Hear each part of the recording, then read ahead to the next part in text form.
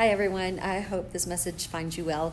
I was going to try to type an email, and I decided to just do this because it's faster and I don't mind talking. I wanted to share something with you that happened in my classroom this week because I don't know about you, but I'm already feeling a little bit tired. I just want to remind you that what you're doing every day is making a difference. So my teacher cadets meet first block, and Tuesday morning we started talking about literacy. We were going to take a trip to the library and do some book evaluations on children's books and talk about Lexile levels and that kind of thing. And one of my students was like, I just don't like to read. I just don't like to. And I was like, that's fine. It's not for everybody, whatever. And then, of course, later that day, Dolly Parton passed away. And so we know what an advocate she was for children's literature and all the millions of books she's given away.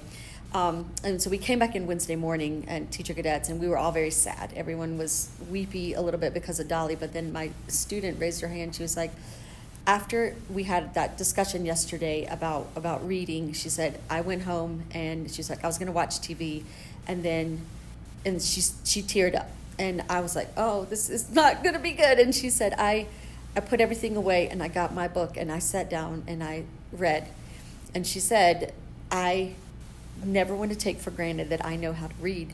And I just thought that was the most beautiful thing. And so all of us, I get very emotional, as you can tell I already am now, but all of us were crying and we were sharing our stories about how important it was that we were read to, and about how one of my students said, well, I am the one who reads to my younger siblings. And that, I thought, in honor of Dolly, I just wanted to share that with you guys. It was a moment. It was one of those amazing moments in the classroom that you can't plan for.